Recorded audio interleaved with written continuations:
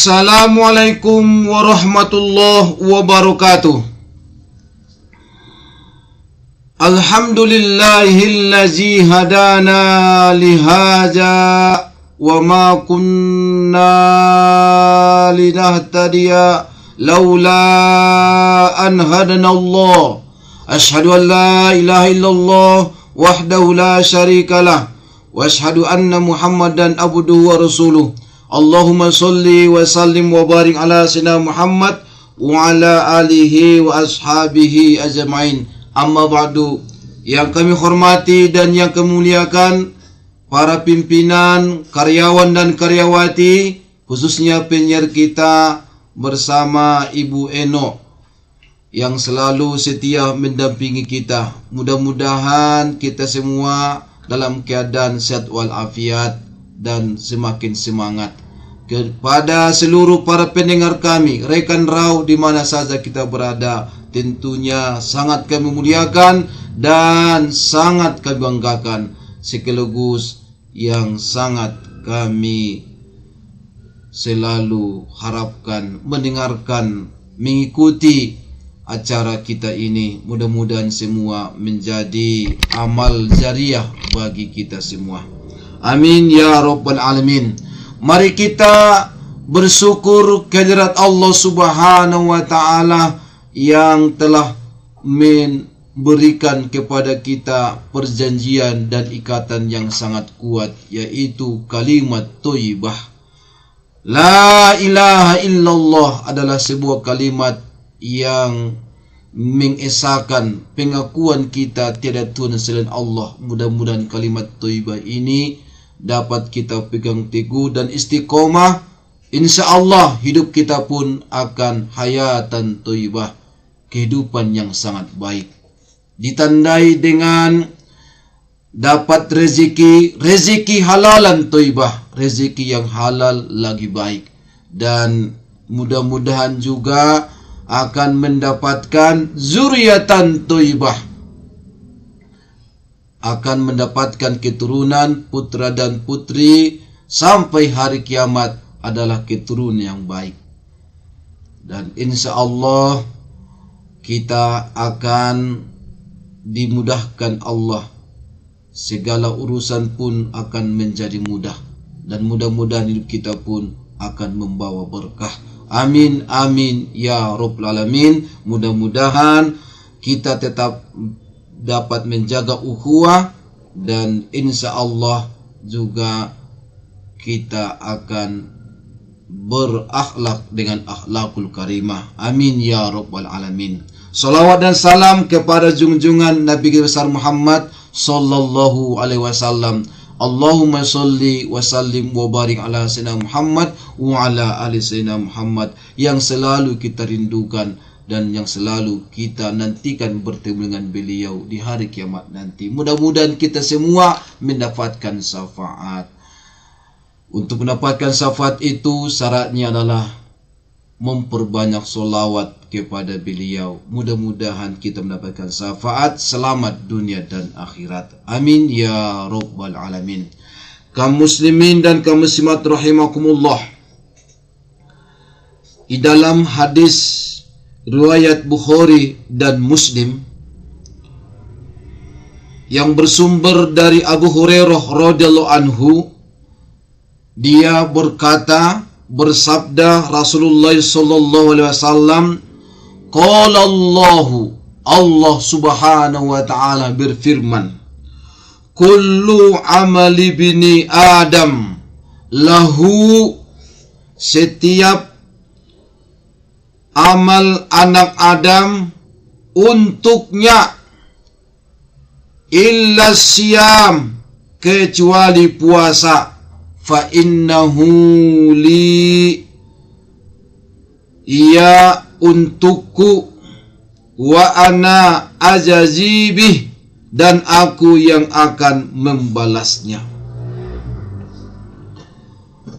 Al-Hafiz Ibnu Hajar Al-Asqalani rahimahullah menyebutkan 10 alasan yang paling kuat penghususan puasa dengan keutamaannya dibandingkan dengan ibadah-ibadah lainnya. Ibadah yang diwajibkan kepada kita sungguhlah banyak, baik ibadah vertikal maupun ibadah horizontal, baik ia hablum minallah maupun hablum minan nas. Dalam ibadah vertikal kepada Allah antara lain ibadah solat, ibadah puasa, ibadah zakat, ibadah haji, dan ibadah-ibadah lainnya. Dalam hablum minan nas, hubungan horizontal antara kita dengan manusia lainnya dalam berinteraksi, dalam berkehidupan, bermasyarakat, bersosial, berbangsa dan bernegara, tentu sangatlah banyak ibadah yang dapat kita lakukan. Dengan melalui pernikahan, hubungan suami istri yang harmonis dan romantis, itu juga adalah bagian daripada ibadah. Antara orang tua dengan anak, antara orang tua dengan guru, guru dengan anak, antara satu keluarga dengan tetangganya, antara satu keluarga dengan kaum kerabatnya, dalam hal membina hubungan yang baik, termasuk dalam bermuamalah, dalam hubungan ekonomi sosial, bahkan antara orang yang beragama dengan agama lainnya. Itu semua bagian daripada ibadah, ibadah sosial, ibadah vertikal. Dari sekian banyak ibadah yang diwajibkan kepada kita dan dianjurkan kepada kita untuk melakukannya, apa keistimewaan ibadah puasa dengan ibadah lainnya? Yang pertama, ibadah puasa dengan ibadah lainnya. Kalau ibadah puasa itu kecil kemungkinan masuk ke dalam potensi beramal riyah. Kecil kemungkinan kita terjerumus ibadah riyah, ibadah pamer. Kalau kita lihat ibadah lainnya itu, kita tidak bisa hindarkan kalau tidak dilihat orang. Kita bersahadatain, mengucapkan syahadat, asyhadu an la ilaha illallah wa asyhadu anna Muhammadar Rasulullah. Kita mengakui tiada Tuhan selain Allah dan mengakui Muhammad itu utusan Allah. Apalagi orang yang baru mu'allaf, tentu persaksiannya, sahadatainnya dipersaksikan oleh orang banyak. Tentu itu tidak terhindar kita terjerumus punya potensi untuk berbuat pamer, ria, ingin dipuji, ingin disanjung, dan ingin dihargai. Ibadah puasa, kita tidak mungkin beribadah. Ibadah solat, kita tidak mungkin beribadah solat tanpa dilihat orang lain. Karena kita dalam ibadah solat ada gerakan-gerakannya dan ada bacaan-bacaannya yang wajib kita laksanakan. Tentu dalam gerakan-gerakannya kecil kemungkinan tidak dilihat orang. Tentu kita melakukan takbir, melakukan ruku, iktidal, sujud, duduk antara sujud, duduk tawarruk, kita mengucapkan salam, rukun solat yang 13 perkara itu tidak bisa kita hindarkan dalam pelaksanaannya kita dilihat orang. Maka kita punya potensi untuk pamer, ria. Bisa jadi kita solat itu ingin dipuji orang dan ingin disanjung orang, dan kita ingin mendapatkan penghormatan, dan kita menginginkan keinginan-keinginan yang bersifat duniawi. Ibadah zakat, ketika kita wajib berzakat setelah cukup nisab dan haulnya, tentu dalam menunaikannya ada orang yang menerimanya, ada mustahik zakatnya. Ada 8 asnaf dalam Quran surah At-Taubah dalam 10. Tentu ketika kita menyalurkannya, ada amil panitia zakat yang menerimanya, dan mereka pun salurkan kepada yang berhak. Tentu ada yang melihatnya. Bisa jadi kita punya potensi untuk pamer, ria, ingin dipuji dan ingin disanjung orang, supaya kita sebut orang yang alim, orang yang dermawan, orang yang taat beribadah kepada Allah. Punya potensi untuk pamer ibadah zakat. Begitu juga sedekah, infak, wakaf, kita punya potensi untuk terjerumus ibadah ria, pamer dalam beribadah. Apalagi ibadah haji,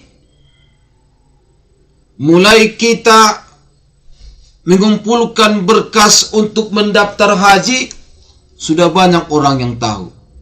Mulai dari kepala desa, kepala lingkungan, pergi lagi mengurus ke kantor camat, berfoto lagi, pergi ke bank, pergi ke kantor Kementerian Agama. Dan tentu ketika kita melaksanakan perjalanan itu, melakukan perjalanan itu, kita tidak terhindar dari kita berkomunikasi dengan orang-orang sekitar kita. Tentu ada yang bertanya, mau kemana, hendak kemana, apa urusan. Tentu kita bisa jadi punya potensi untuk bersifat ria. Mau kemana? Mau mendaftarkan haji. Dari nadanya bisa jadi kita terjerumus, tapi tidak bisa diponis. Kita punya potensi untuk beramal riyah, pamer dalam melaksanakan ibadah haji. Begitu juga ibadah umroh, punya potensi kita beribadah pamer. Apalagi ketika mau berangkat, kita ada acara syukuran dalam rangka meminta maaf kepada sanak saudara kita, minta doa dari mereka. Dan apalagi ketika diberangkatkan oleh pemerintah daerah sampai berangkat ke provinsi menggunakan bus dan berbagai acara-acara lainnya. Tentu dalam pelaksanaan ibadah haji kita tidak terhindar dari terjerumus ibadah riyah. Apalagi dalam pelaksanaannya, melaksanakan yang rukun, yang sunat, semua nampak oleh mata manusia. Maka ibadah haji dan umroh itu tidak terhindar kita punya potensi terjerumus untuk beramal riyah. Soal ria dan ikhlas itu soal hati kita. Bukan berarti ibadah yang langsung nyata nampak kelihatan itu ria. Belum tentu. Itu antara orang yang menunaikannya, melaksanakannya dengan Allah Subhanahu wa Ta'ala. Jangan sampai kita nanti memponis orang yang nampak beramal ibadah kita sebut ria. Bisa jadi ponisan kita itu tidak tepat dan salah sasaran. Tergantung orangnya. Innamal a'malu binniyat. Sesungguhnya amalan itu mulai daripada niat. Niat itu dalam hati. Yang tahu hati adalah Allah Subhanahu wa Ta'ala. Yang tahu hati kita adalah Allah Subhanahu wa Ta'ala. Manusia hanya mampu menerka, hanya mampu mengira-ngira, hanya persangkaan, dan sering persangkaan itu persangkaan buruk. Jadi saudara-saudaraku, ibadah-ibadah yang nyata ini kita punya potensi untuk pamer. Tapi kepameran itu bisa kita hindarkan dengan meluruskan niat kita dan mensesuaikan segala amalan kita sesuai dengan tuntunan Nabi kita Muhammad SAW. Kalau solat, sallu kama ra'aitumuni usolli. Solatlah kalian sebagaimana kalian melihat aku solat. Itulah sabda Nabi kita. Begitu juga dalam hal menunaikan zakat, ada ketentuan-ketentuannya. Begitu juga dalam pelaksanaan ibadah haji dan umroh, ada ketentuannya, ada kafiat-kafiatnya. Kita menyesuaikan amalan kita sesuai dengan tuntunan agama kita, sesuai dengan Al-Quran dan As-Sunnah. Saudara-saudaraku, Ara'aita allazi yukazzibu bid-din fadhalika allazi yad'u al-yatim wa la yahuddu ala tu'amil miskin fawailul lil musallin allazina hum an salatihim sahun allazina hum yura'un wa yamna'unal ma'un. Salat bisa jadi kita tidak terhindar, bisa jadi kita terjerumus kepada riya. Kita salat karena riya, ingin dipuji dan dipuja dan disanjung orang lain, supaya kita disebut orang yang alim, supaya orang terkesimak dan tersanjung melihat kita. Apalagi ADM ada maunya ada orang di balik peye. Apalagi seorang anak muda ingin mengikat hati seorang anak gadis, LCMA lagi cemas mencari anak gadis. Bisa jadi umpannya dengan melaksanakan ibadah, termasuklah ibadah solat, supaya meluluhkan hati seorang anak gadis. Bisa jadi seperti itu. Jadi ibadah solat bisa jadi kita punya potensi untuk riya. Begitu juga dalam hal pengungkapan dan pengucapan pengakuan syahadatain, dan begitu juga dalam ibadah zakat dan ibadah haji dan umroh, bisa jadi kita punya potensi untuk beribadah pamer. Tapi kalau ibadah puasa, siapa yang tahu kita puasa? Siapa yang tahu kita puasa? Kalau dari penampilan, tak jauh beda orang yang puasa dengan yang tidak puasa. Kalau masalah badan, semua lemas. Kita tidak tahu apakah dia puasa atau tidak. Jadi, yang tahu kita puasa atau tidak puasa hanyalah Allah. Kullu amali ibni Adam lahu. Semua amal anak Adam untuknya, illa siyam, kecuali puasa. Al-Qurtubi rahimahullah, ia berkata, ketika amalan-amalan yang lain dapat terserang penyakit riya, maka puasa tidak ada yang dapat mengetahui amalan tersebut kecuali Allah Subhanahu wa taala. Maka Allah sandarkan puasa itu kepada dirinya. Ibnu Al-Jauzi rahimahullah, dia berkata, semua ibadah terlihat amalannya. Ibadah solat terlihat amalannya. Ibadah syahadatain mengikrarkannya terlihat amalannya. Ketika ibadah zakat terlihat amalannya. Ketika ibadah haji dan umroh, sedekah, infak, wakaf, terlihat amal ibadahnya. Ketika kita menyantuni, memberikan makan kepada orang miskin, terlihat amal ibadahnya. Ketika kita hormat, kita menghargai oleh umat agama lain, terlihat oleh amalannya. Dan sedikit sekali yang selamat dari godaan yang bercampur riya, berbeda dengan puasa. Inilah salah satu keistimewaan ibadah puasa dengan ibadah lainnya. Insya Allah akan kita lanjutkan setelah iklan berikut ini. Kaum muslimin dan kaum rahimakumullah, ibadah puasa itu bersifat abstrak, tidak nampak gerakan-gerakannya. Ibadah puasa itu menahan haus dan lapar, menahan segala sesuatu yang membatalkan pahala puasa. Ibadah tidak hanya menjaga mulut, sesuatu yang masuk ke dalam mulut kita, tapi harus bisa kita jaga segala sesuatu yang keluar dari lisan kita. Puasa ibadah puasa adalah ibadah yang bersifat abstrak. Ibadah puasa tidak memiliki gerakan yang bisa membedakan antara orang yang satu dengan orang yang lain. Ketika ada dua orang yang sedang berjalan, apakah kita bisa membedakan mana yang puasa dan mana yang tidak puasa? Tentu sulit kita bedakan. Berbeda dengan ibadah lainnya, seperti ibadah solat, haji, zakat, dan lainnya yang sangat membutuhkan gerakan tertentu. Antara orang yang sedang solat dengan yang tidak, bisa kita bedakan dengan mudah. Karena solat bisa dilihat dengan gerakan yang bisa membedakan mana yang sedang solat dan mana yang bukan.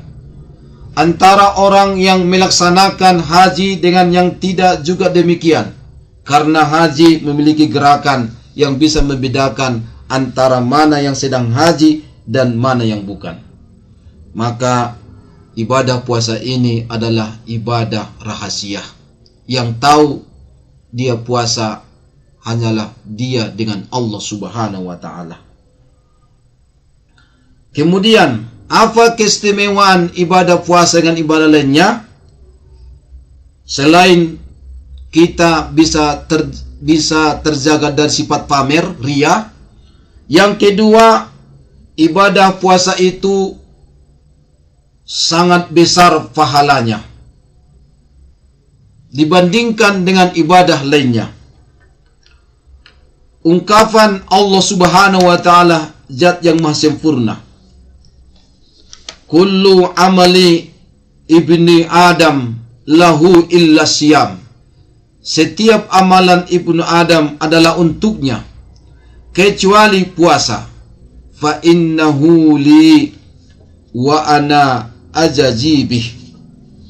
Wa ana ajajibih itu artinya aku yang akan membalasnya. Pengetahuan kadar pahala dan pelipatan kebaikan hanya Allah lah yang mengetahuinya. Ibadah solat ada pahalanya. Ibadah zakat, ibadah haji, sedekah, infak, wakaf, membantu anak yatim, memberikan, memuliakan, dan memberikan makan anak orang-orang miskin, itu semua pahalanya disampaikan oleh Allah dan sabda Nabi kita Muhammad sallallahu alaihi wasallam. Al-Qurtubi rahimahullah, dia berkata, amalan-amalan yang terlihat kadar pahalanya untuk manusia, bahwa ia akan dilipat gandakan dari satu kebaikan menjadi 10 kebaikan. Dari 10 kebaikan sampai 700 kali lipat. Kullu amali ibnu Adam yudha'aful hasanatu asru amsalihah. Semua amal Bani Adam akan dilipat gandakan kebaikannya 10 kali. Satu kebaikan dipegandakan menjadi 10 kebaikan. Dan sampai ila 700 kali lipat. Ila 700 di'fin, sampai 700 kali lipat. Qala Allahu azza wa jalla illa shaum, kecuali puasa. Fa innahu li wa ana ajajibih. Ibadah puasa itu untukku dan aku yang memberikan pahalanya. Ini bisa kita baca dalam hadis riwayat Muslim yang bersumber dari Abu Hurairah radhiyallahu anhu.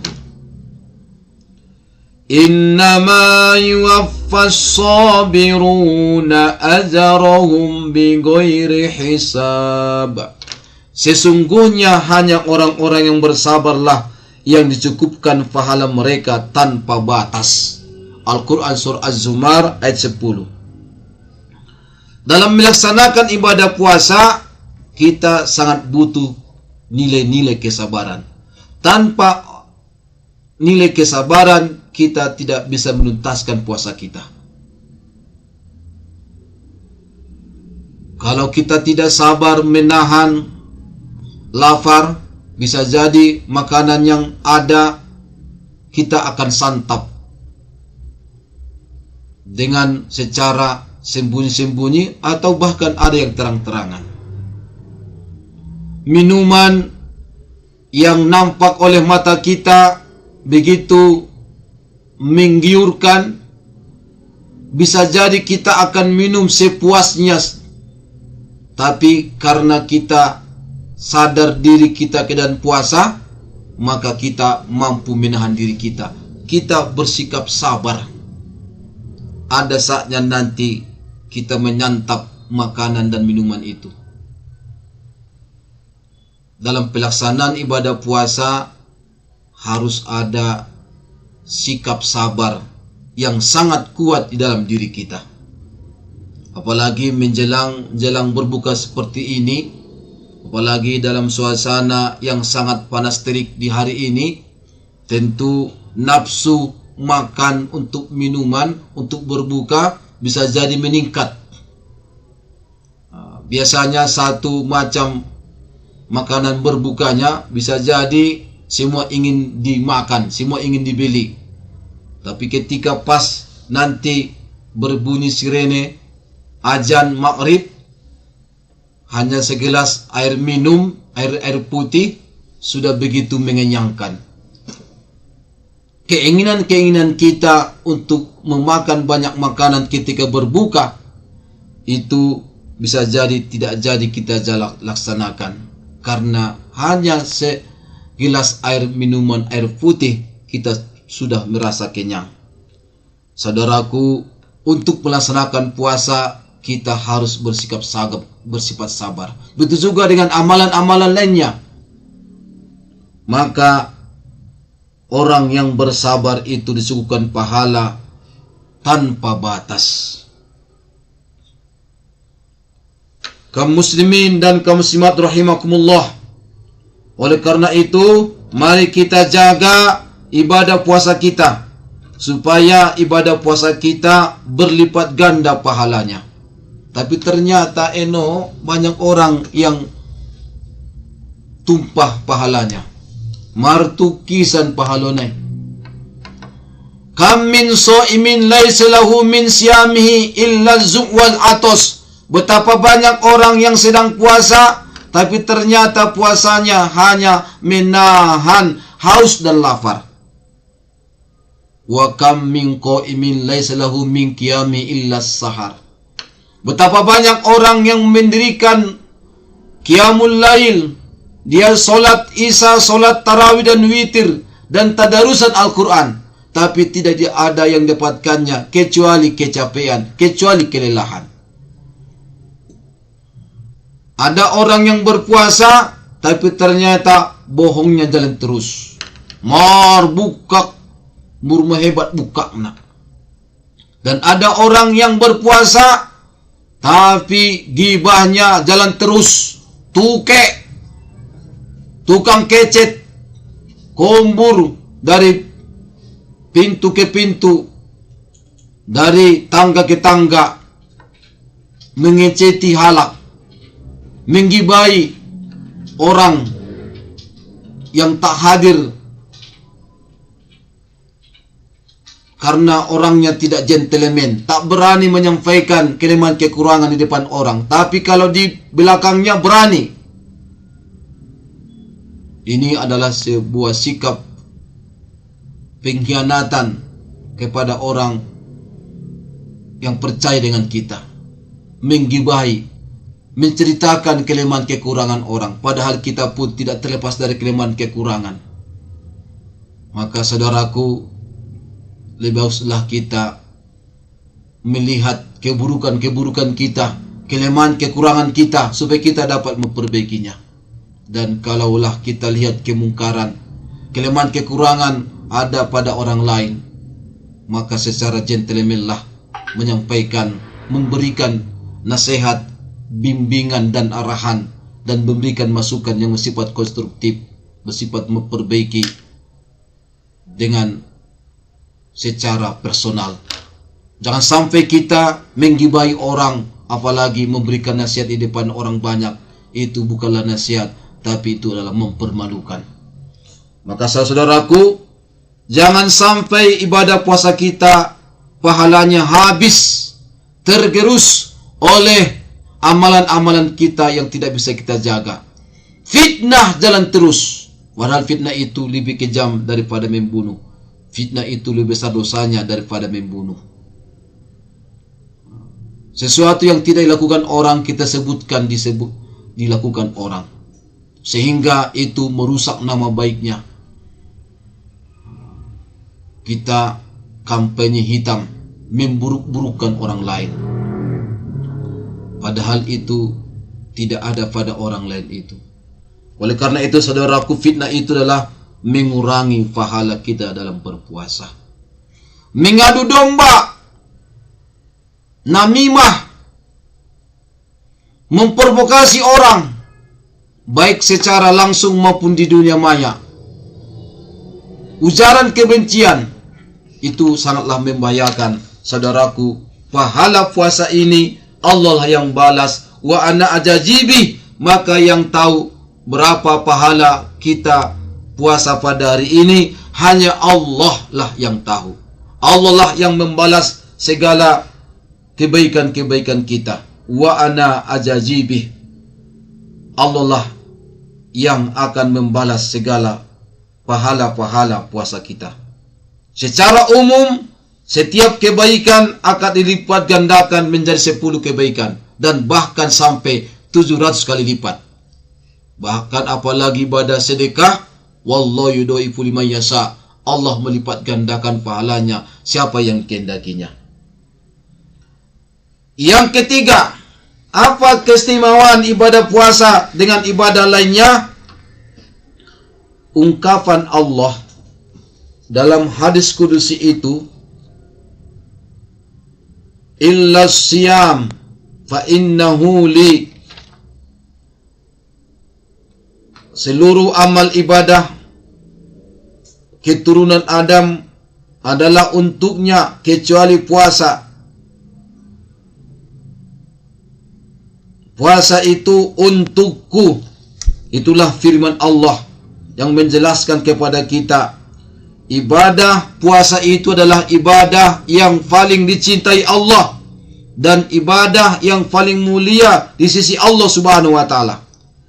Ibnu Abdul Bar berkata, cukuplah ungkapan puasa itu untukku.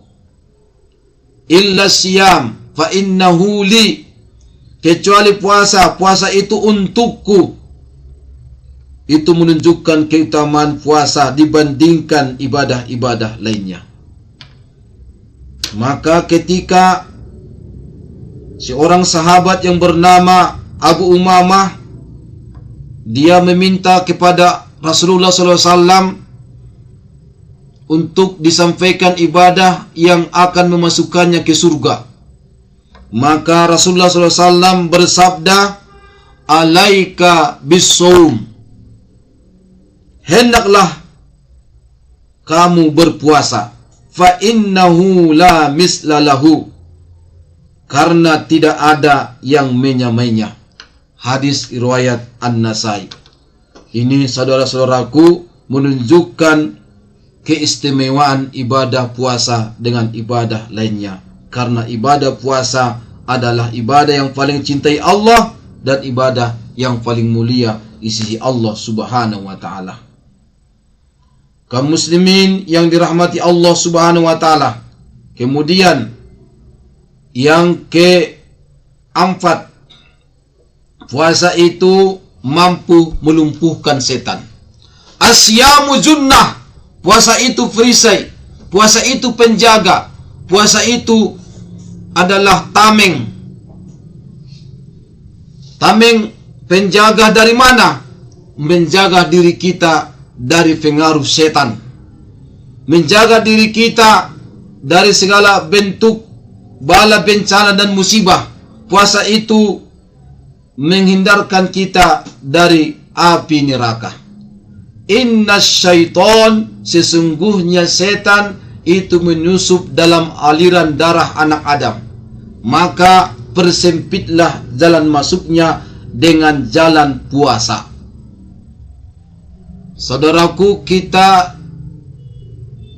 kalau kita dalam kehidupan sehari-hari tanpa puasa, tentu dalam hal pola makan dan pola hidup, gaya hidup kita, itu bisa jadi saudaraku kita banyak makan, sehingga bisa jadi itu jalan setan untuk menyusup di dalam aliran darah kita, sehingga kita pun lebih mudah melaksanakan yang dilarang-larang oleh Allah Subhanahu wa taala, dan kita bisa menghumbar nafsu syahwat kita dan mengumbar segala keinginan-keinginan kita karena pengaruh makanan dan minuman yang masuk dalam tubuh kita. Maka persempitlah masuknya setan dalam aliran darah kita melalui ibadah puasa. Asyamu zunnah, puasa itu adalah perisai dari setan, perisai dari api neraka, perisai dari bala bencana dan musibah. Insyaallah kita lanjutkan setelah iklan berikut ini. Dan rekan perawakan, sekian untuk Mutiara Ramadan kita di hari ini. Wassalamualaikum warahmatullahi wabarakatuh.